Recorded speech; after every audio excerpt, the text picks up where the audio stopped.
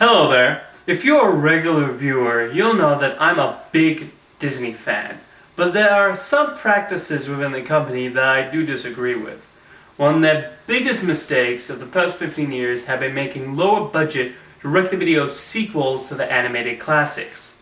Most of these are just cheap cash grabs with no respect for the original material and just embarrassing all around, and not all what Walt Disney would have wanted. He actually learned his lesson about sequels back in the 1930s when he produced some sequels to his hit short The Three Little Pigs, but the lack of success led him to say that he wouldn't make any more sequels to his animated classics, stating that you couldn't repeat pigs with pigs.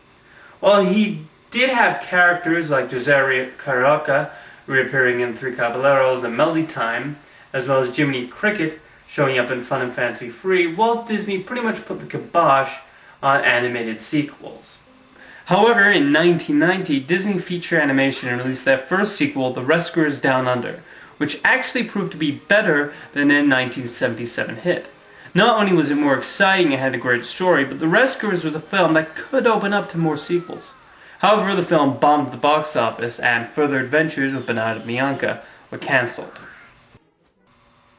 Fast forward a number of years later, with Disney Television preparing for an Aladdin animated series, and it was then that Michael Eisner had the idea of producing a direct-to-video sequel to Aladdin that would act as a pilot to the television series. So they got to work on Return of Jafar, and though it was a big success, the final result was a tad mediocre. You are so right. Forget about that guy. Forget about the way you fell into his eyes. Forget about his charms. Forget about the way he held you in his arms. The most noticeable example that this was a less effort is in the animation. I know they're working on a fraction of the budget of the first one, but this looks seriously second-rate. Not to mention the characters look really off-model, especially Jasmine. Am I the only one who thinks she looks like she got a nose job? Never mind that the story is kind of bland, the characters have only an inch of the personality they had in the first one. Plus there are the songs. Everybody knows Friend Like Me. You ain't never had a friend like me. Life is your restaurant and I'm your melody. Come on, whisper what it is you want. You ain't never had a friend like me. What does Return of Jafar provide? I parachuted down into the Taj Mahal. I roller-bladed all along the Great Wall. I even made the famous Leaning Tower of Paul. But who was with me through it all? Yeah, that's gonna stay in my head all day. One of the few things I can give this sequel credit for is they got back most of the original actors. Scott Weinger, Linda Larkin, Gilbert Gottfried, and Jonathan Freeman are all here and accounted for. Where's Robin Williams, you ask? Well, due to some disputes with the Disney executives, he refused to appear in the sequel and subsequent series. So instead they got Homer Simpson. No one was there to hear my tales. Now, don't get me wrong, Dan Castellaneta is a great voice actor, but he's following up one of the greatest voiceover performances in history, so naturally, he's gonna come up short. Final conclusion, The Return of Jafar is watchable, but it's so bland and lacks all the magic that Aladdin had. And there's nothing in the world quite like a friend. There's nothing in the world. Nothing in the whole wide world. There is nothing in the world quite like a friend.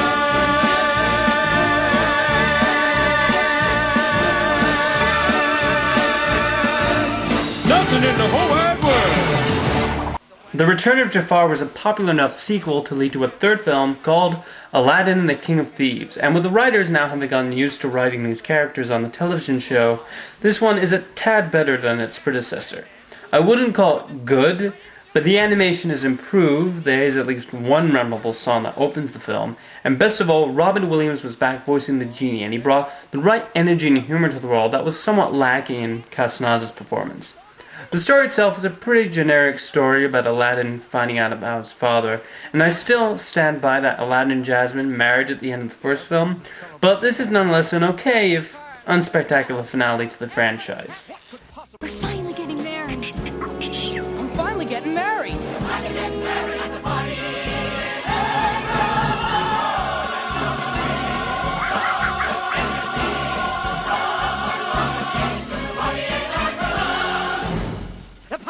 no.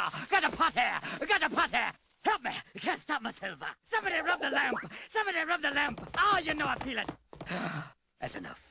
In 1997, Walt Disney Television Animation was then tasked to make a sequel to probably the most beloved film, Beauty and the Beast. However, with the Beast having turned back, they decided to make it a midquel. Thus came the abomination that was Beauty and the Beast, The Enchanted Christmas. The animation is just terrible, the characters are completely changed, to the point where you wonder why Belle ended up with the Beast. The enchanted objects aren't particularly funny or charming this time around, the songs are bland, and the plot is a muddled mess. Plus, it's a waste of the talent of these actors, including the original cast, and new inclusions like Bernadette Peters and Paul Rubens. Though if you want somebody to play an evil pipe organ, Tim Curry is definitely the man for the job. Of course, if plundering history in Pocahontas wasn't enough, they felt the need to mangle it even more in Pocahontas 2: Journey to a New World. Not only did Pocahontas not arrive in England until after she had married John Rolfe, but she had a child too. Never mind the fact that both Radcliffe and William Shakespeare show up, even though they were dead in this point of history. But I could maybe forgive that if this feature was the least bit memorable, and it really isn't. I mean, as little as I cared for the first one, it at least had some good comic relief, great animation, and fantastic music. Pocahontas 2 doesn't even deliver there. The only improvement over the first one was that Mel Gibson didn't voice John Smith again, with his brother taking on the role instead. Okay, though frankly, unless you have him playing a rooster, having somebody replace Mel Gibson in any role is a step up. That said, there's not much that can be said, though I wonder if they would ever have had the guts to give Pocahontas smallpox. No, probably not. Take away the mystery, and you're not afraid. We've seen a world. I've seen a world I never dreamed I'd see. And what makes the special day? Unique is truly every way. How wonderful this London day turned out to be. Now you're probably sitting there wondering if there's at least one Disney direct-to-video sequel I actually do like, and the answer is yes, I do. Two in fact, both belong to the same franchise. That's like saying you don't want to be a lion. It's in your blood, as I am. We are part of each other.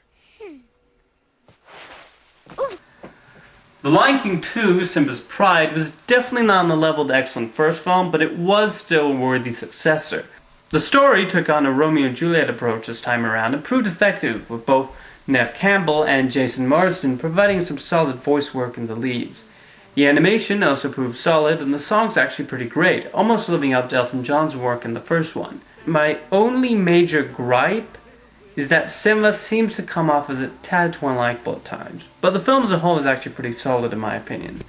The Lion King 1.5 took a different approach by going for a Rosencrantz and Guildenstern type story, with Timon and Pumbaa telling the Lion King from their point of view with hilarious results.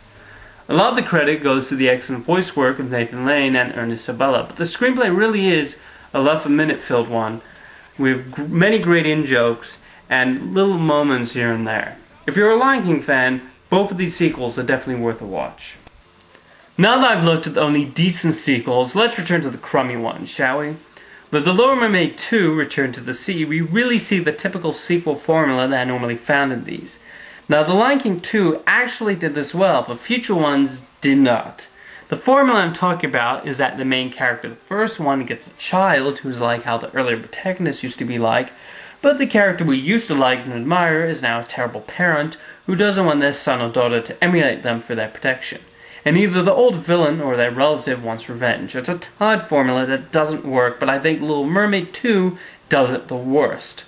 Ursula's sister, who is voiced by the same actress no less, wants to take over the sea as well as get rid of Ariel and her daughter in the process. To protect her, Ariel builds a giant wall outside the kingdom. I'm sorry, Flounder, but if Morgana is anything like Ursula, she'll never give up. This is the only way. Melody can't know about merpeople or Atlantica, or even you, Daddy. So the Queen of Denmark, I was assuming Little Mermaid was set in Denmark, can just block off the entire kingdom and close off their primary fishing industry. I'm surprised the fishermen didn't revolt. And wouldn't you know it, her daughter Harmony loves swimming and going out into the ocean, so she runs off and makes a deal with the sea witch for some fins, and she's also joined by a couple of talking animal sidekicks. So, as you can tell, they pretty much retold the first film all over again, except they've switched it around a little bit. Boy, they have some original writers over there.